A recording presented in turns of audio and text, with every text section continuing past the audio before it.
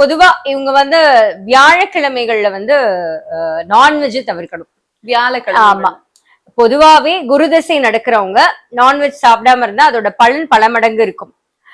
இந்த மாதிரி குரு பயிற்சி காலகட்டத்துல இப்போ அவங்களுக்கு சாதகமான இடத்துல இருக்கும்போது அசைவ உணவை வந்து தவிர்க்கிறது வியாழன்ல தவிர்க்கிறது நல்லது.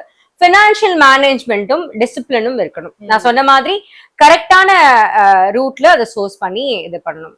கண்டிப்பா அது மாதிரி பண்ணிட்டா இந்த காலகட்டம் மட்டும் இல்ல, இந்த வருடம் முழுக்க அவங்களுக்கு நல்லா இருக்கும்.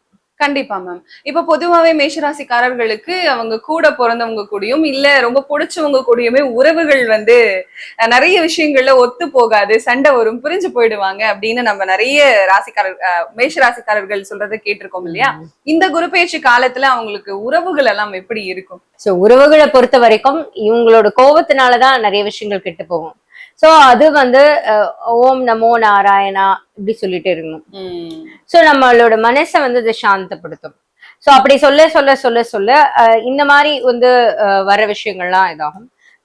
ஒரு சின்ன பரிகாரம் என்னன்னா,